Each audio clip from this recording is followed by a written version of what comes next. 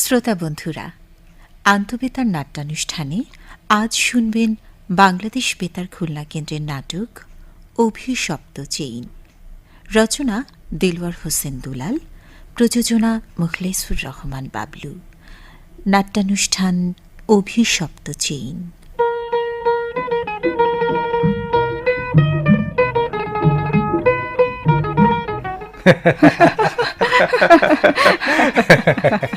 সত্যি বলছি।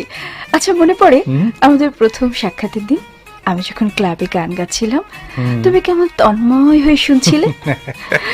মনে হচ্ছিল তোমার সমস্ত অনুভূতি যেন থেমে গেছে। মনে আছে লিন, প্রথম সাক্ষাতেই তুমি আমাকে জয় করে নিয়েছিলে বটে। অথচ গান শেষে সমস্ত ভিড় ঠেলে আমি যখন তোমার সামনে গিয়ে দাঁড়ালাম, তুমি তো চট করে কোনো কথাই বলতে পারোনি। শুধু পলকহীন চোখে আমার দিকে ফ্যাল ফ্যাল করে তাকিয়েছিলে।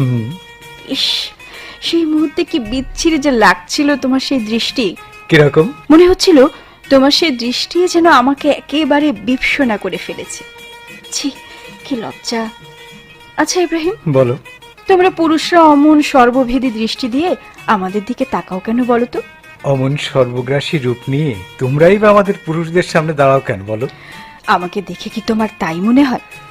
না হলে আর কায়রোর বড় বড় হোটেল ক্লাবের নামি দামি অতিথিরা মৌমাছির মতো তোমার পাশে ভিড় করবে কেন? তোমাকে তো কাছে পাওয়াই মুশকিল। এখন তো পেয়েছো। সেটাও তোমার করুণা বলতে পারো, তবে এভাবে নয় লিন।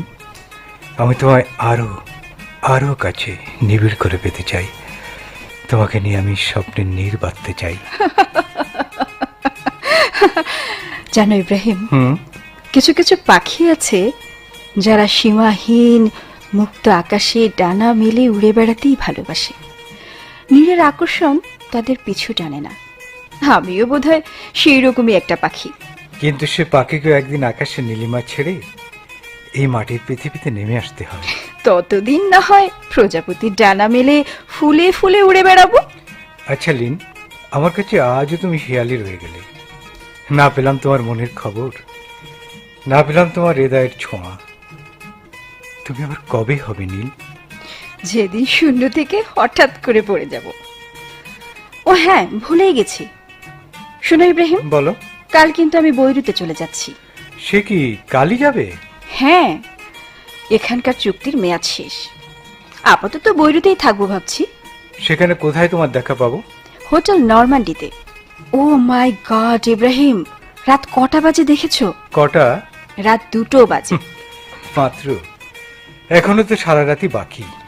কিন্তু যেভাবে সেই সন্ধে থেকে গ্লাসের পর গ্লাস শেষ করে চলেছো, তাতে তোমার ক্ষতি হতে পারে লক্ষ্মীটি।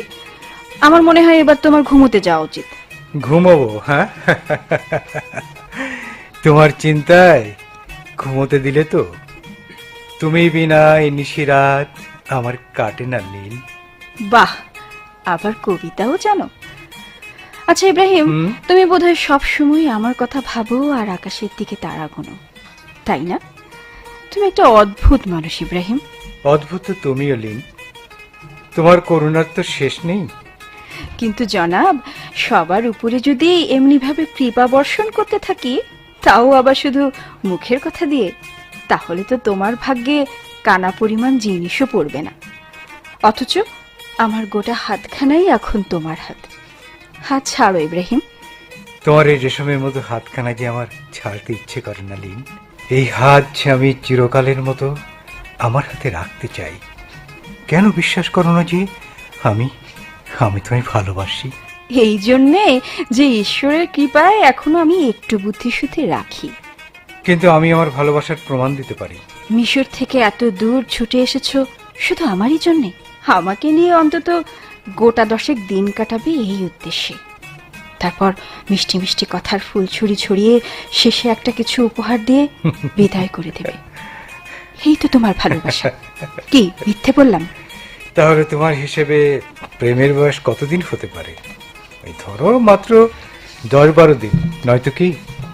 না, তা আমি মনে করি না। প্রেমের বয়সের সীমা নেই।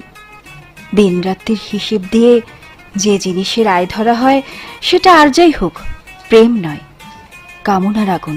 কিন্তু আমার বুকের মধ্যে এই যে আগুন জ্বলছে, সে আগুন আমি নেভাবো কি করে? তাহলে বলি, আগুনটাকে এমনি জ্বলে যেতে দাও। আর আমার সিদ্ধান্তের কথা যদি জানতে চাও, তাহলে তোমাকে অপেক্ষা করতে হবে। কতদিন? তা জানি না, যতদিন লাগে। কিন্তু আজ যদি তুমি আমায় ফিরিয়ে দাও, তাহলে কি আবার আমার এই মুখ তুমি দেখতে পাবে বলে আশা করো? আমার কিন্তু মনে হচ্ছে কাল সন্ধ্যা নামার আগেই ওই মুখখানি আমি দেখতে পাবো।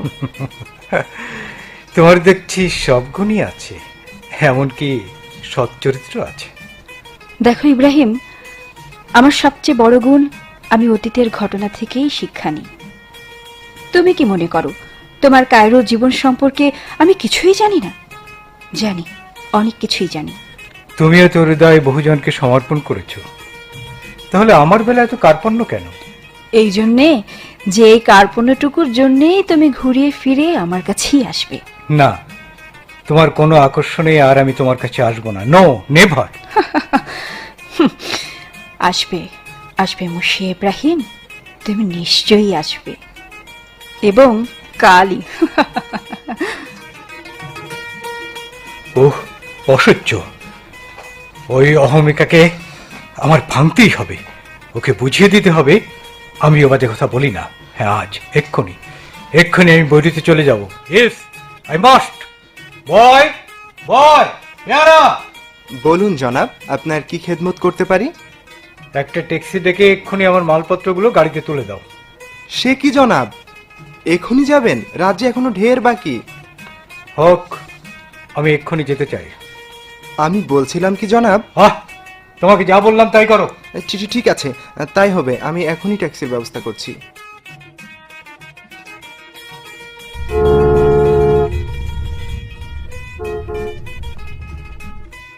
কোন দিকে যাব জনাব? হ্যাঁ, কোন দিকে? ঠিক আছে, ওপরে চলো, চড়াইয়ের দিকে। জি জনাব।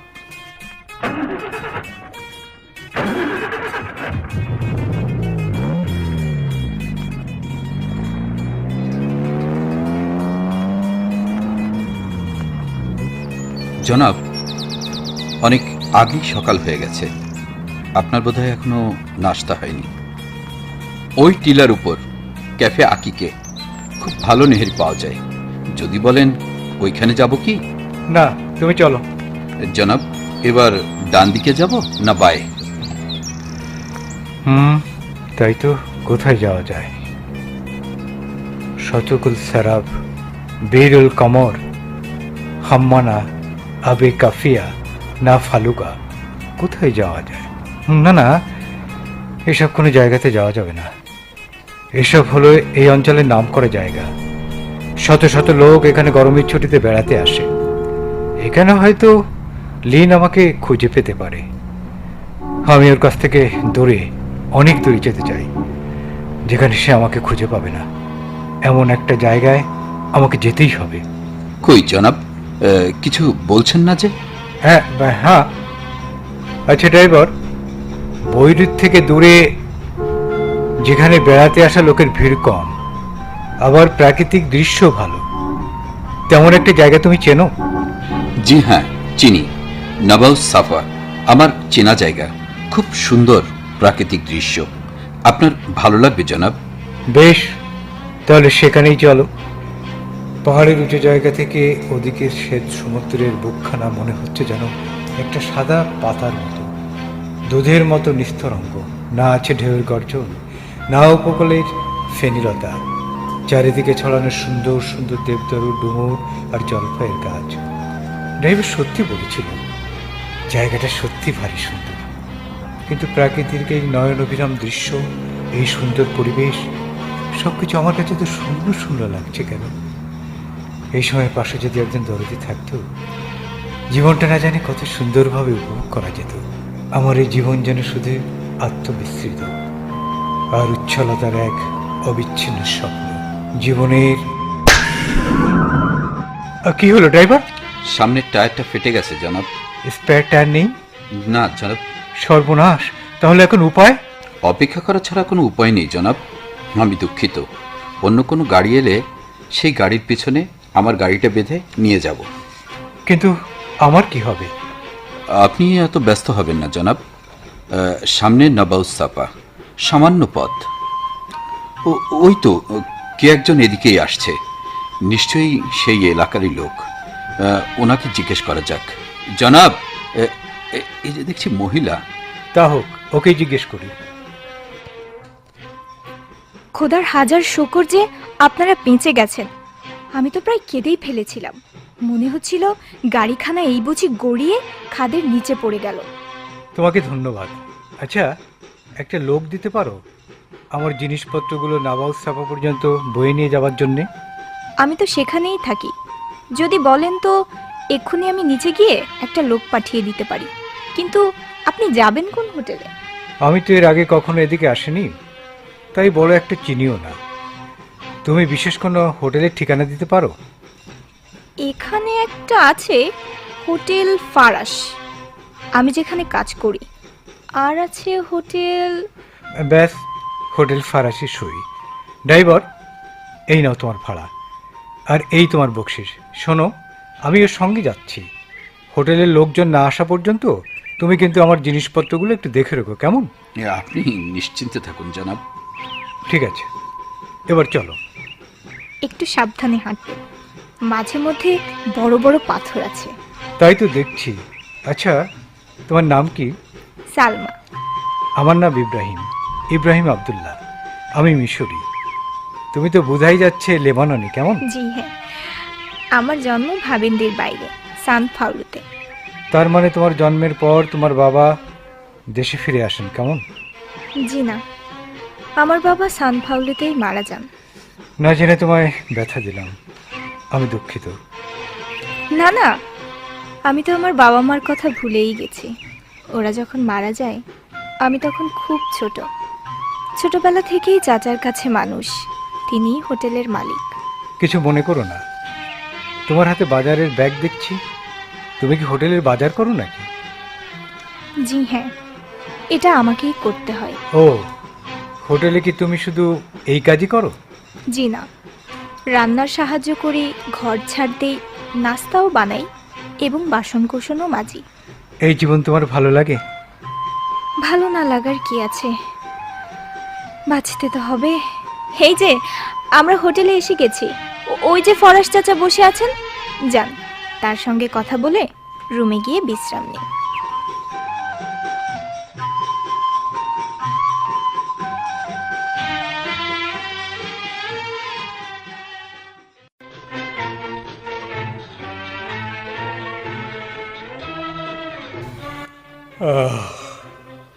আহ, বেশ খাসা একটা ঘুম হয়ে গেল।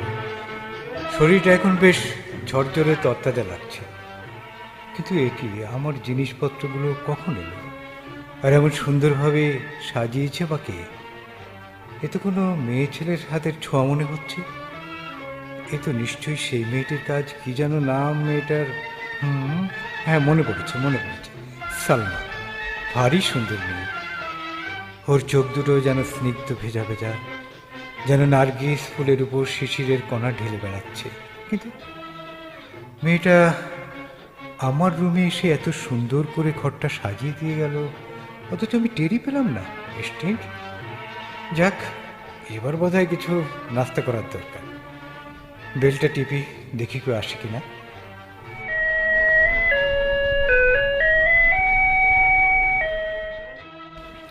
খোশ আমদেদ মিশরীয় মেহমান, বলুন আপনার কি খেদমত করতে পারি? বড্ড খিদে পেয়েছে, কিছু নাস্তা দিতে পারো? এখনই আমি নাস্তা নিয়ে আসছি জনাব। নবসভা জায়গাটা মন্দ না। এখানে থেকেই আমি এই ফরাসি রূপসীর অহংকার ভাঙব। মনে করেছে ওর ওই রূপটুকুর জন্য আমি ওর পায়ে লুটিয়ে পড়ব। আমাকে সে তার রূপের দেওয়ানা মনে করেছে। এবার বুঝুক, আমি ইব্রাহিম অত সহজে কোনো মেয়ের ছলনায় ভুলি না। এই যে আপনার নাস্তা হাজির জনাব। বাহ, তুমি তো খুব কাজের লোক দেখছি। তা তোমার নাম কি? সুলাইমান। লোকে অনেক সময় আমাকে সুলাইমান হেকিম বলেও ডাকে। তাই নাকি? তা তোমার হেকমত কখন দেখা যায়? যখন লোকের ধৈর্য ফুরিয়ে যায়, কিংবা তারা যখন ভাবনা চিন্তা বা ব্যথার তলায় চাপা পড়ে। তুমি তো বেশ সুন্দর করে কথা বলতে পারো। তোমার মতো একজন হেকিমকেই আমার খুব দরকার। বান্দা হাজির থাকবে।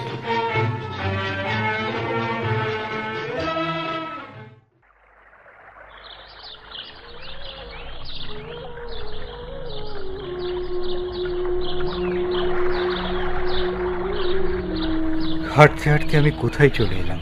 বাহ, ভারী চমৎকার জায়গা তো। ঝর্ণার স্বচ্ছ পানি ভেজা ঘাস, ঝিলের উপর নুয়ে পড়া ডালপালা, মাটির সুদা গন্ধ, দূরে পাহাড়ের গায়ে অস্তমিত সূর্যের রক্তিম লালিমা, সব মিলিয়ে যেন অপরূপ করে তুলেছে গোটা পরিবেশটাকে। কিন্তু ও কি, ঝিলের পানিতে পা ডুবিয়ে আপন মনে ঢেউ নিয়ে খেলা করছে কি ওই মেয়েটি? দেখি তো। আরে সালমা, তুমি? কে? ও আপনি আপনি এখানে? হোটেলে একা একা ভালো লাগছিল না, তাই পায়ে পায়ে চলে এলাম। তা তুমি রাগ করনি তো? কেন রাগ করব কেন? একা একা খেলছিলে, আমি এসে বাগড়া দিলাম বলে? না না, থাক কেন, এমনিতেই আমার হোটেলে ফেরার সময় হয়ে গেছে। আপনি থাকুন, আমি যাই। সালমা শোনো। জি বলুন। একটু বসো না, তোমার সঙ্গে দুটো কথা বলি। কি, আমার অনুরোধ রাখবে না? আপনি মেহমান, আপনার কথা কি না শুনে পারি? এই বসলাম, কি বলবেন বলুন। এই জায়গাটা তোমার খুব পছন্দ বুঝি? জি, অবসর পেলেই আমি এখানে আসি, ভালো লাগে। ঝর্ণার এই ঠান্ডা পানিটার মধ্যে পা ডুবিয়ে ভারী আনন্দ পাই আমি। পানিটা বুঝি খুব ঠান্ডা? আপনি জানেন না বুঝি? এই দেখুন না। হ্যাঁ, এই যে সত্যি বরফের মতো ঠান্ডা। লোকে বলে এ হলো চীনা পাহাড়ের বরফ গলা পানি। হ্যাঁ, অসাধারণ একটি জিনিস আছে এই মেয়েটির মধ্যে। মনে হয় আমার সামনে বসে আছে নিষ্পাপ নিষ্কলুষ এক কুমারী মেয়ে। ওর চোখ মন সব কিছুতে যেন কুমারিত্বের ছায়া। অনেক কুড়ি নাকি বসন্তের আভাস না পেলে পাপড়ি মেলে না, এই মেয়ে যেন তেমনি এক কুড়ি।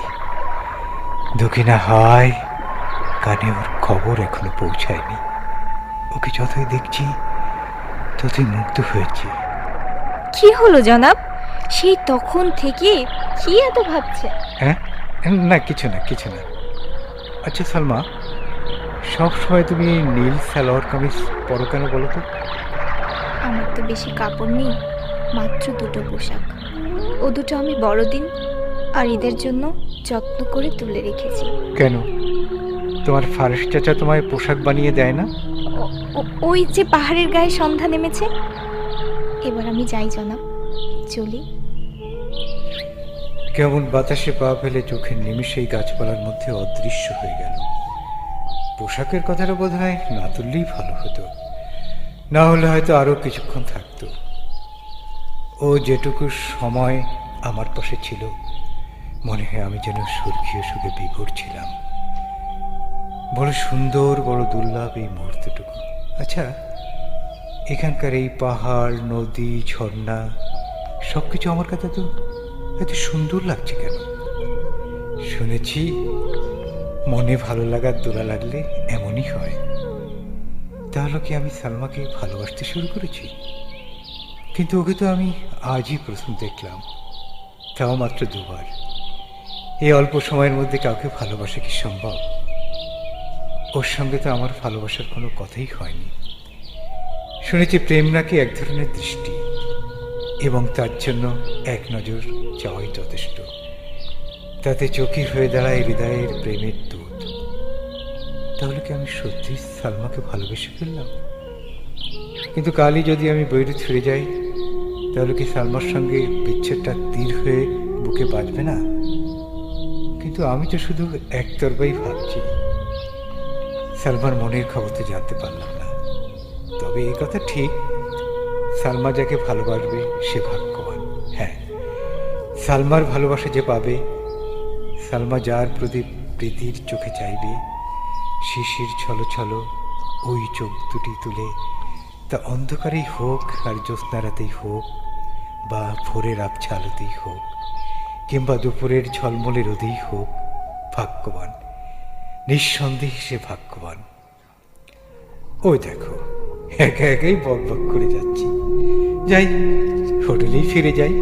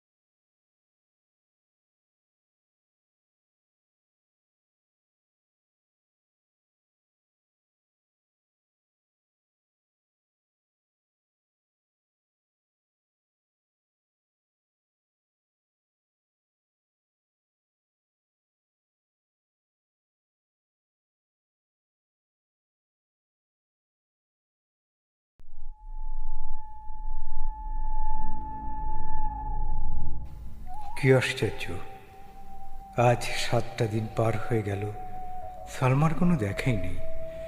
রোজ ঝিলের ধারে বসে থাকি, সে আসে না। রুমে বসে চা নাস্তা চেয়ে পাঠালেও তাকে পাওয়া যায় না। মেয়েটার কোনো অসুখ বিসুখ করলো নাকি? আচ্ছা, ফারেশ চাচা কিংবা সুলাইমানকে জিজ্ঞেস করলে কেমন হয়? না না, ওরা হয়তো ব্যাপারটা অন্য কিছু ভেবে নেবে। তাহলে কি করে ওর সঙ্গে দেখা পাওয়া যায়? আচ্ছা, সালমা কি ইচ্ছে করেই আমার সামনে আসছে না? সে কি আমার ইচ্ছে করে এড়িয়ে চলতে চায়? কিন্তু কেন? তবে কি আমার আচরণে সে কোনো দোষ খুঁজে পেয়েছে?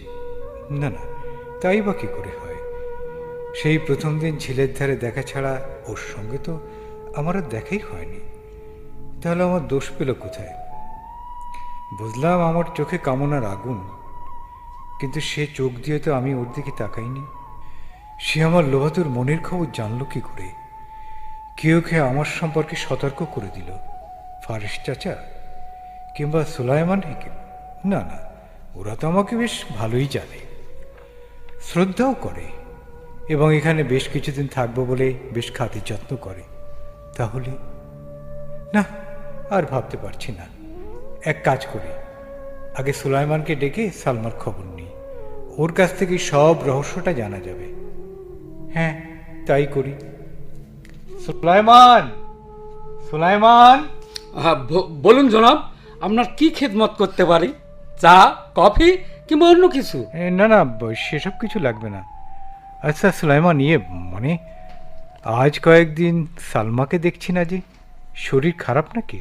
হ্যাঁ জনাব, আল্লাহর ফজলে সে ভালোই আছে।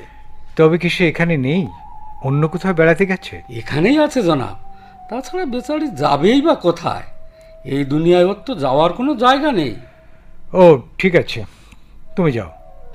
আর শোনো, আমি একটু বেড়াতে যাচ্ছি, ফিরতে হয়তো একটু দেরি হতে পারে। জি আচ্ছা।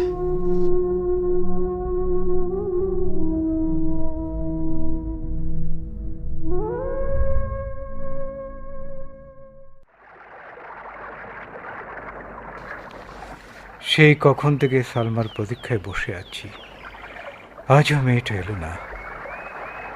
ওই ঝর্ণা, এই ঝিলের ঠান্ডা পানি, ওই পাখির কলরব, এই মনোরম প্রাকৃতিক দৃশ্য, কিছু আজ আমার কাছে ভালো লাগছে না। সব কিছু আজ আমার কাছে শূন্য শূন্য মনে হচ্ছে কেন? এদিকে অনেক আগেই সন্ধ্যাও নেমে গেছে, আর হয়তো সে আসবে না। শুধু শুধু সময় নষ্ট করলাম। যাই, হোটেলেই ফিরে যাই।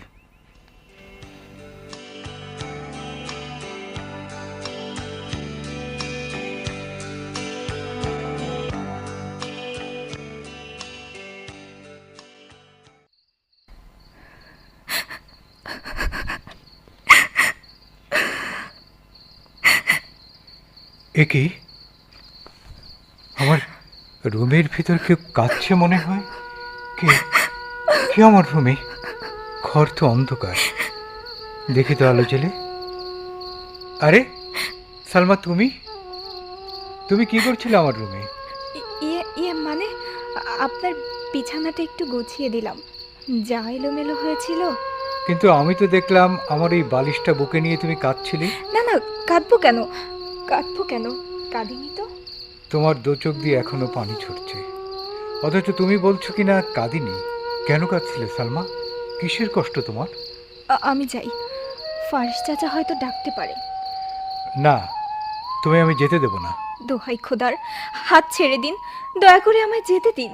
দিতে পারি, কিন্তু একটা শর্তে। কি? রাত্রিতে ঝিলের ধারে একবার আসবে। কি, আসবে তো? আসবো। কখন? খাওয়া দাওয়া করে সবাই যখন ঘুমিয়ে পড়বে তখন।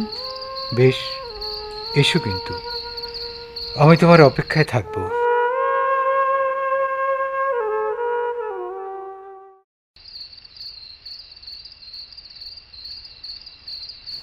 মধ্যাহ্ন আকাশে জ্যোৎস্নার চাঁদ, আলোয় আলোয় ভরে গেছে সমস্ত প্রকৃতি। নদী, পাহাড়, গাছপালা, তরুলতা সব যেন চাঁদের আলোয় ঘুমিয়ে পড়েছে। বাহ, বড় মধুময় এই রাত। এই রাত যেন অভিসারের রাত।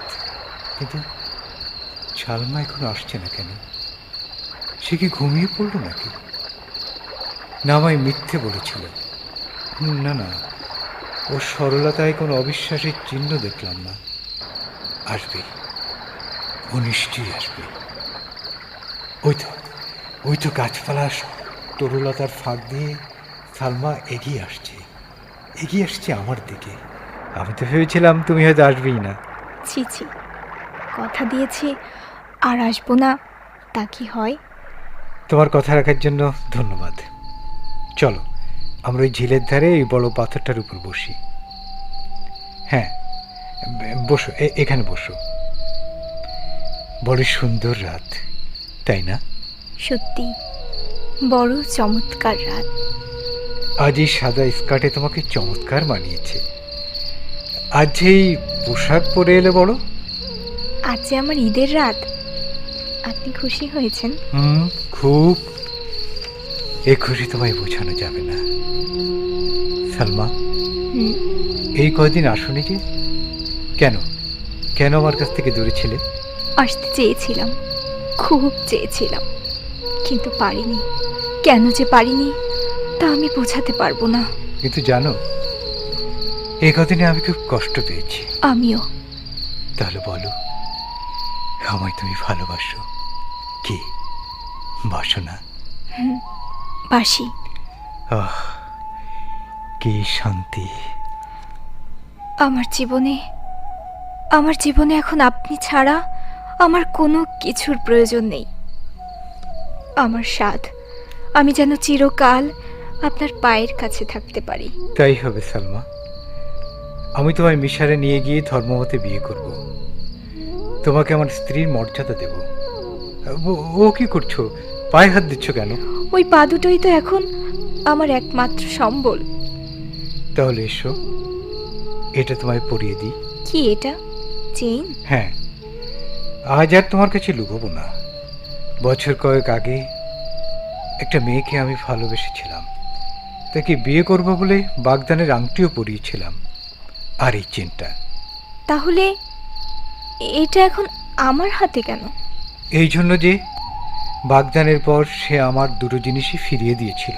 হায় আল্লাহ, কেন? সে লজ্জার কথা তোমায় কি বলবো। বিয়ের আগের রাতে আমার এক বন্ধুর সঙ্গে পালিয়ে গিয়ে গোপনে বিয়ে করেছিল। তাহলে তো তোমার বুকে অনেক কষ্ট। কষ্ট নয় ছালমা, বলো ঘৃণা।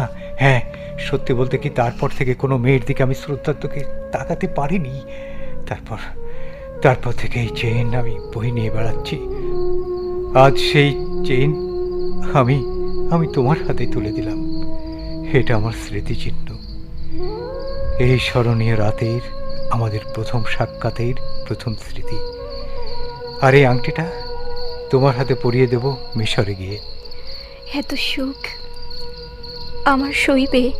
দেখো সালমা, আমার জীবনটা পাপ আর কলুষিতায় মলিন, কিন্তু মনটা বোধহয় এখনো নিষ্কলুষ আছে। আমি তোমায় ভালোবাসি, অন্তর থেকে ভালোবাসি। আচ্ছা সালমা, তুমি কি একা বৈরুত গিয়ে আমার সঙ্গে দেখা করতে পারবে? পারবো। কেমন করে? রোজই রাস্তায় মোটর গাড়ি দেখতে পাই, অনেক খালি গাড়িও বৈরুত যায়, তারই কোনো একটা চেপে চলে যেতে পারবো। তাহলে সব কথা ভালো করে শুনে রাখো। কাল বুধবার, আমি কালই বৈরুত ফিরে যাব। তুমি কালকে না গেলে ভালো হয়। মানে আমি চলে যাওয়ার পরপরই তাহলে হয়তো সবাই ব্যাপারটা জেনে ফেলবে। আমি কি তাহলে বৃহস্পতিবার যাব? হ্যাঁ, বৃহস্পতিবার বৈরুতে ঘণ্টাঘরের সামনে পার্কের গেটের মুখে বেলা 4টের সময় আমি তোমার জন্য অপেক্ষা করব। তুমি জায়গাটা চেনো? না, আসলে আমি বৈরুত গেছি মাত্র একবার, তাও অনেক বছর আগে। তবে তুমি চিন্তা করো না, আমি কাউকে জিজ্ঞেস করে ঠিক পৌঁছে যাব। তাহলে আমি বৈরুত গিয়েই তোমার মিশরে যাওয়ার সব ব্যবস্থা সেরে রাখবো। শনিবারের মধ্যেই হয়তো আমাদের প্লেনে করে মিশরে যেতে হতে পারে। ঠিক আছে? তোমার যেমন খুশি। তাহলে ওই কথাই পাকা রইল। রাত অনেক হলো, এবার তুমি হোটেলে ফিরে যাও। তুমি যাবে না আমার সঙ্গে? না, দুজনে একসঙ্গে যাওয়া ঠিক হবে না।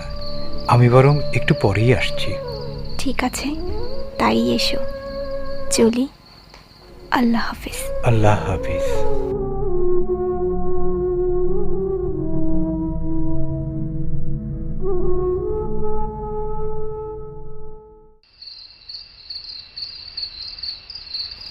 যাক, সবাই বেঘরে ঘুমিয়ে আছে।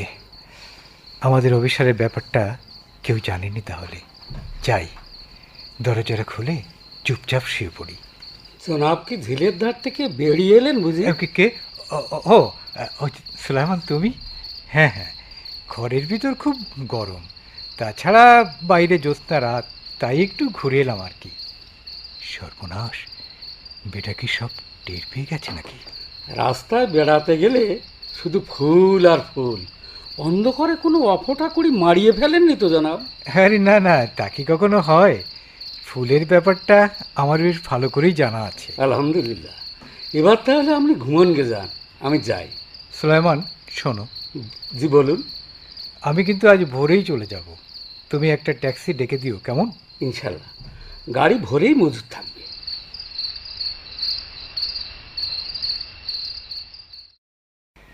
হোটেল নরমান্ডিতে এই কক্ষে আমি এখন শুধু একা। সালমাকে ছেড়ে আসবার পর থেকেই বারবার শুধু তার কথাই মনে পড়ছে। মাত্র কয়েক ঘন্টার ব্যবধান, তবু মনে হয় যেন কত যুগ তাকে দেখিনি। ওহ, কি আশ্চর্য মোহিনী শক্তির মেয়েটার মধ্যে।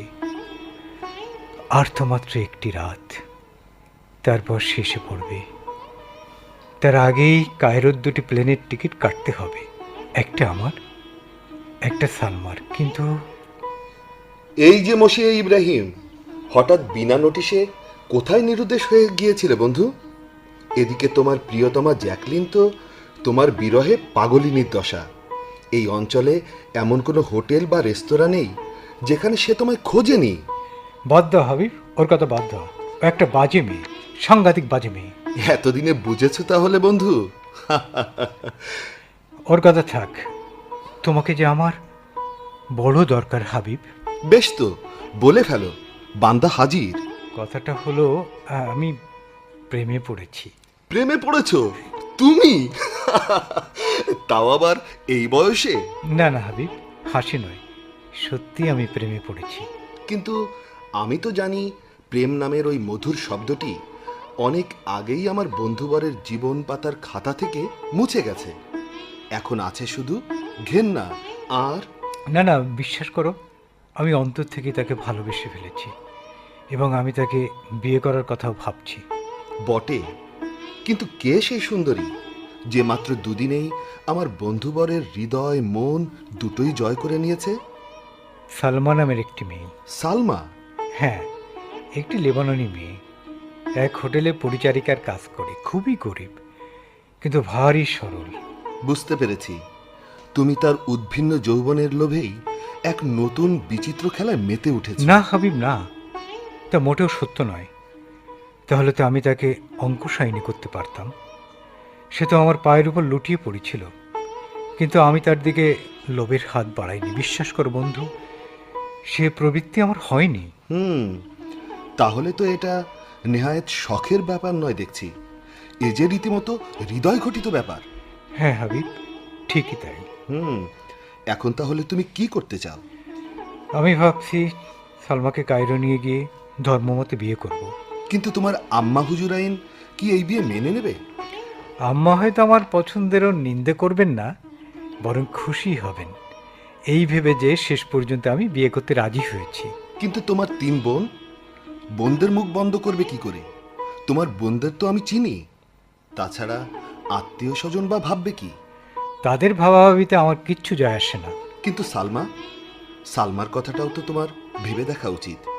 তোমার বোন এবং আত্মীয় স্বজনরা যখন তাকে ঘিরে নানা রকম হাসি তামাশা এবং টিটকারি মারবে, সেটা কি সে সহ্য করতে পারবে? তার প্রাণে কি আঘাত লাগবে না? তা তো লাগতেই পারে। সে যেরকম সরল, হয়তো এই আঘাত সে সহ্য করতে পারবে না, তার জীবন দুর্বিষহ হয়ে উঠবে। তাছাড়া আরও আছে, সালমা ভিন্ন সমাজের মেয়ে। সে কি তোমাদের সমাজের সাথে মিশে যেতে পারবে? পারবে কি ওই নতুন পরিবেশে নিজেকে মানিয়ে নিতে? তারপর ধরো তাকে নিয়ে কোনো বন্ধু বান্ধবের বাসায় বেড়াতে গেলে সেখানেও তো সে সংকোচমুক্ত হতে পারবে না, নিজেকে বিব্রত বোধ করবে। কি ঠিক না?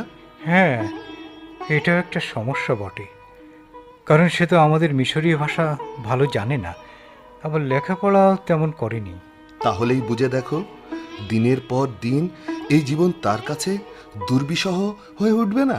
আচ্ছা হাবিব, ধরো আমি যদি সালমাকে বিয়ে না করি, বান্ধবী সাজিয়ে কোনো আলাদা বাসায় রেখে দিই এবং তার খরচ খরচার সব কিছুর ভার নিই, তাহলে কেমন হয়? সেটা কি খুব ভালো দেখাবে? কিন্তু সালমা তো এর চেয়ে বেশি কিছু চায় না। তবু আমার মনে হয় এই জীবন কোনো মেয়ের জন্যই সম্মানজনক নয়।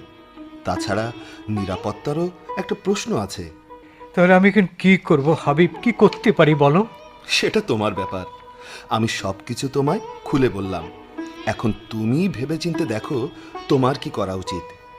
তবে একটা কথা শুধু বলে যাই, যে মেয়ে তোমার মুখের একটি কথায় বিশ্বাস করে নিজেকে তোমার পায়ে সঁপে দিতে চায়, তাকে ঠকাবার কোনো অধিকার নেই তোমার, কারণ সেটা হবে তোমার কাপুরুষতা। চলি বন্ধু, আবার দেখা হবে। আল্লাহ হাফেজ। আল্লাহ হাফেজ। হাবিব চলে গেল।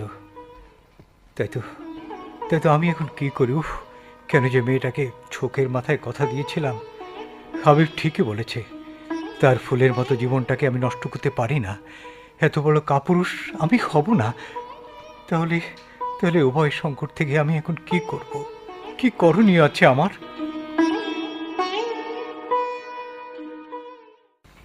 হ্যালো মোশে ইব্রাহিম, কি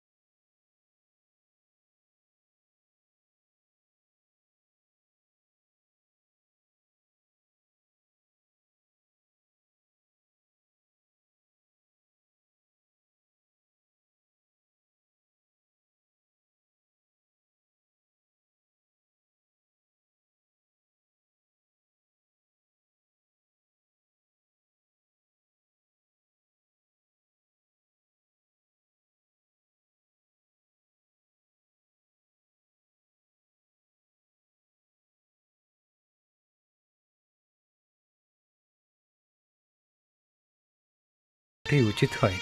ছি ছি ছি ছি, এ আমি কি করলাম?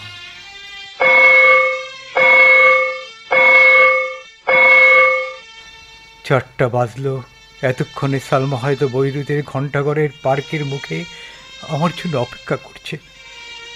তারপর 5টা বাজবে, 6টা বাজবে, 7টা বাজবে, কিন্তু কিন্তু আমায় সে পাবে না।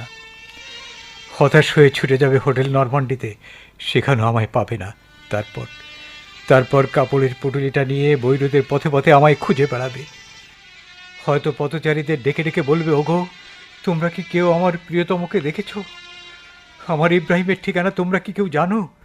তোমরা কি কেউ বলতে পারো কোথায় আমার পরদেশী প্রিয়তম?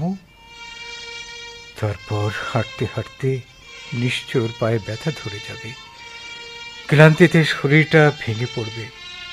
তবু সে খুঁজবে, খুঁজবে, আজ কাল চিরকাল। হায় হায়, এ কি করলাম আমি? এ কি করলাম? উফ, ব্যথায় বুকটা বলে যাচ্ছে।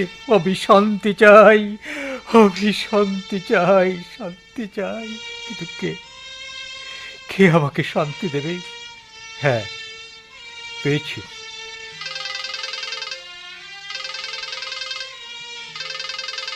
হ্যালো, কে? আমি জ্যাকলিন বলছি। লিন, শোনো শোনো, আমি তোমার কাছে আসতে চাই এক্ষুনি, এই মুহূর্তে। বেশ তো, এসো, আমার দরজা তোমার জন্য খোলাই থাকবে। আমি যে তোমারই।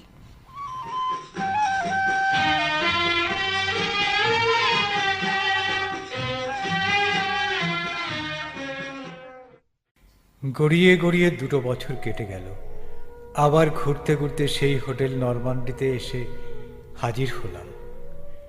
কিন্তু হৃদয়ের স্মৃতিপটে এই কার ছবি বারবার ভেসে উঠছে? কার মুখ? সালমার? কিন্তু তাকে তো আমি ইচ্ছা করে আমার জীবন থেকে সরিয়ে দিয়েছি। তাহলে তার কথা ভেবে হৃদয়টা তো ব্যথায় মুছড়ে উঠছে কেন? আচ্ছা, সে কি আজও আমার পথে বসে আছে? আজও সেই বরফ গলা ঝিলের পানিতে পা ডুবিয়ে আমার কথা সে মনে করছে? অসম্ভব।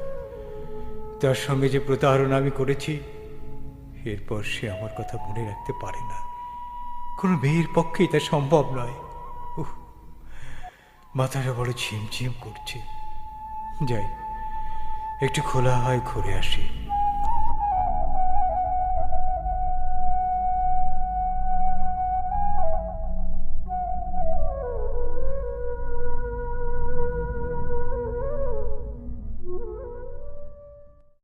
আরে, ওই মানুষটা ইব্রাহিম সাহেব না? হ্যাঁ, তাই তো। এই যে ইব্রাহিম সাহেব, ইব্রাহিম সাহেব। কে? আরে সুলাইমান, তুমি? আল্লাহর কাছে হাজার শুকরিয়া যে আপনি আমাকে চিনতে পেরেছেন। আপনি ভালো আছেন? হ্যাঁ, তুমি? আমিও আল্লাহর রহমতে ভালো আছি। 2 বছর পর আপনাকে এভাবে পেয়ে যাব আমি ভাবতেও পারিনি। তা ভালো লাগলো, খুব ভালো লাগলো হুজুর। তোমাকে পেয়ে আমার খুব ভালো লাগছে। এভাবে পথের মাঝে কথা না বলে চলো কোনের ওই রেস্তোরাঁয় বসে গল্প করা যাক এই সমস্যার সঙ্গে। হ্যাঁ, চলুন। হ্যাঁ, বসো, এখানে বসো। তারপর সুলাইমান, তুমি বৈরুতে কেন? গরমের সময় এখান থেকে আমাদের হোটেলের সমস্ত নতুন জিনিস নিতে হয়, সেই জন্য আমার আশা। ও, তা তোমার ফারেশ চাচা কেমন আছেন? খোদার ফজলে ভালো। আর মানে সালমা কেমন আছে? তার কথা আর কি বলবো হুজুর, খোদা তার ভালো করুক। কেন, কি হয়েছে সালমার? তুমি বলছো না কেন? বলো, কি হয়েছে সালমার? সালমা ভালো আছে তো? ভালো আছে, তবে সে নিজেকে কুমারী মেরির নামে উৎসর্গ করে গির্জায় চলে গেছে হুজুর। তুমি কি বলছো সুলাইমান? সালমা সন্ন্যাসিনী হয়ে গেছে? হ্যাঁ হুজুর, এখন সে গির্জাতেই থাকে। কিন্তু কেন সেই পথ বেছে নিল? বৈরুতে এসে আপনাকে না পেয়েছে বড় হতাশ হয়ে যায়, মনটা তার ভেঙে গুড়িয়ে যায়। আপনি ছিলেন তার প্রথম ও শেষ প্রণয়ী, তাই আপনার দেওয়া আঘাত সে সহ্য করতে পারেনি। 2 মাস ঘরে দরজা দিয়ে শুধু কেঁদেছে আর চোখের পানিতে বুক ভাসিয়েছে। তারপর কি হলো সুলাইমান? তার দৃঢ় বিশ্বাস ছিল আপনি একদিন নিশ্চয়ই তার কাছে ফিরে আসবেন, কিন্তু আপনি এলেন না। এমনকি তাকে একখানা চিঠি পর্যন্ত লেখেননি এবং আপনার ঠিকানাটা পর্যন্ত তাকে জানাননি। তাই জীবনের উপর বিতৃষ্ণা বসে সে গির্জায় চলে যায়। কিন্তু কিন্তু সে জানে না যে ওখানে গেলে সে আর সারা জীবনের মতো বেরিয়ে আসতে পারবে না। তার জীবন যৌবন এমনকি পার্থিব সৌন্দর্যের জগৎ থেকে তার চিরকালের মতো বিদায় নিতে হবে। বলো বলো, সে জানে না? সব জেনেই সে এ পথ বেছে নিয়েছে হুজুর। আর যাওয়ার আগে এই চেইনটা আমার হাতে তুলে দিয়ে বলে গেল, কোনো দিন যদি আপনার দেখা পাই তাহলে এটা যেন আপনাকে দিয়ে দেই। এই নিন সেই চেনটা আপনার হাতে তুলে দিয়ে আমিও দায়মুক্ত হলাম। আমি এখন যাই হুজুর, আমার অনেক কেনাকাটা আছে, চলি। আল্লাহ হাফেজ। আল্লাহ হাফেজ। চলে গেল সুলাইমান, চলে গেল। হে আমি কি করেছি? অমন একটা নিষ্পাপ নিষ্কলুষ মেয়ের সাথে এত বড় প্রতারণা করলাম, ওর জীবনটাকে এমনিভাবে নষ্ট করলাম। ও আমাকে এত ভালোবেসেছিল, যার জন্য সন্ন্যাসিনী পথ বেছে নিয়েছি। সালমা, তুমি আমায় ক্ষমা করে দিও। সালমা, তুমি আমায় ক্ষমা করে দিও। এই চেন আর আমি কাউকে দেব না, কাউকেও না। এই চেন আমি দুমড়ে মুসলে সাগরে ফেলে দেব। হায় রে অভিশপ্ত চেন, এমনিভাবে কটা জীবন শেষ করে দিল। হায় রে অভিশপ্ত চেন। আমি যাব, আমি সালমার কাছে যাব, তাকে স্বাভাবিক জীবনে ফিরিয়ে আনবো।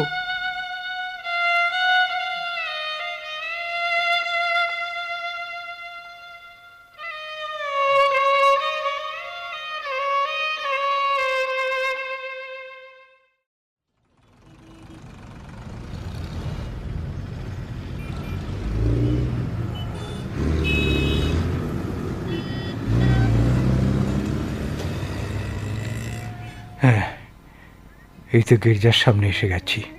হ্যাঁ, ওই তো সালমা এদিকে আসছে। ডাকি না, কোন মুখেই বা তাকে ডাকি? সালমা, সালমা শোনো। কে কে আপনি? ও, ইব্রাহিম সাহেব।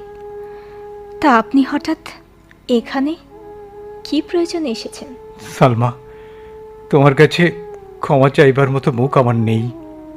ক্ষমা তো আমি সেদিনই আপনাকে করেছি, যেদিন আমি মেরির নামে নিজেকে উৎসর্গ করেছি। একটা কথা ইব্রাহিম সাহেব, আপনি আপনার ওই বহুমূল্যবান হীরাখচিত চেইন ফেরত পেয়েছেন তো? পেয়েছি, কিন্তু ওই অভিশপ্ত চেনটি আমি দুমড়ে মুসলে সাগরে ফেলে দিয়েছি। ওই অভিশপ্ত চেনটি আমার জীবনটাকে বরবাদ করে দিয়েছে। সালমা, সালমা, তোমাকে একটা কথা বলতে আমি এখানে এসেছি। কি ক্ষমা চাইতে এসেছেন তো? বললাম না আমি বহু আগেই ক্ষমা করে দিয়েছি আপনাকে। এ জীবন থেকে আমি তোমাকে ফিরিয়ে নিতে চাই। যাবে, যাবে তুমি আমার সঙ্গে? আমার দিকে চেয়ে দেখুন, আমার গায়ে সাদা লম্বা গাউন, গলায় যিশুর ছবি। আপনি একদিন বলেছিলেন না, সাদা পোশাকে আমাকে খুব মানায়। হ্যাঁ হ্যাঁ, বলেছিলাম সালমা। তবুও তুমি। এ জীবন থেকে কেউ কোনো দিন ফিরতে পারে না ইব্রাহিম সাহেব, ফিরতে পারে না। যাই, উপাসনার সময় হয়ে এলো। ঈশ্বর আপনার মঙ্গল করুন, মঙ্গল করুন। সালমা, সালমা, একটিবার আমাকে প্রায়শ্চিত্ত করবার সুযোগ দাও। শুধু একটিবার, শুধু একটিবার।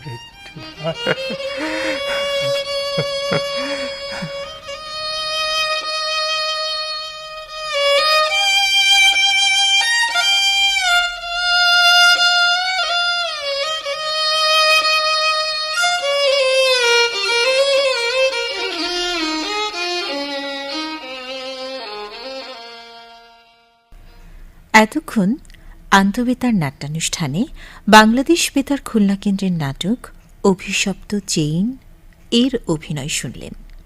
রচনায় দেলওয়ার হোসেন দুলাল।